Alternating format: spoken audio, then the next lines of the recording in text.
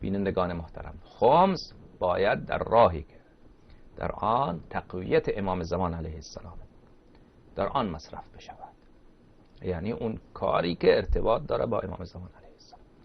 و 12 امام علیه السلام، مثلا بلند بردن پرچم غدیر، پایین آوردن غاصبین حق امیر المؤمنین علیه السلام، اون کاری که امام زمان علیه السلام در آن راضیه و او هدف امام زمان علیه السلام و او خواست رسول خدا صلی الله علیه و آله و سلم و امیر المؤمنین علیه السلام و امام عصر علیه السلام. در اونجا یا این بین خود شما و خدای شما امام زمان علیه السلام چیه؟ یک مسئولیت بزرگ، حق امام زمان علیه السلام. این امانت که شما کجا میدید؟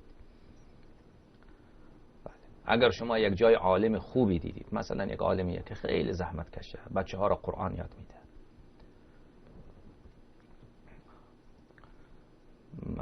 احکام یاد میده، فقیره، بنده خدا به او کمک بکنید، چون همچین کسی نوکر امام زمان علیه السلام کمک بکنید، خیلی کار خوبیه. یک جایی مثلا یک کتاب خوبی پیدا کردید که این کتاب را میخواید مثلا 100 نسخه از این کتاب بخرید به مردم، مثلا مانند کتاب، فرض بکنید کتاب قضایای امیر المؤمنین علیه السلام، معجزات امیر المؤمنین، کتاب خیلی خوبیه، هر کسی که بخواند عاشق امیر المؤمنین علیه السلام میشه، عشقش بیشتر میشه.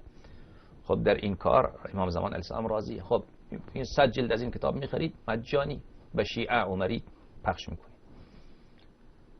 فرض بکنید یک جای مجلس امام حسین علیه السلام، پول کم دارن، غذا ندارن، اینجا خمس میشه صرف کرد.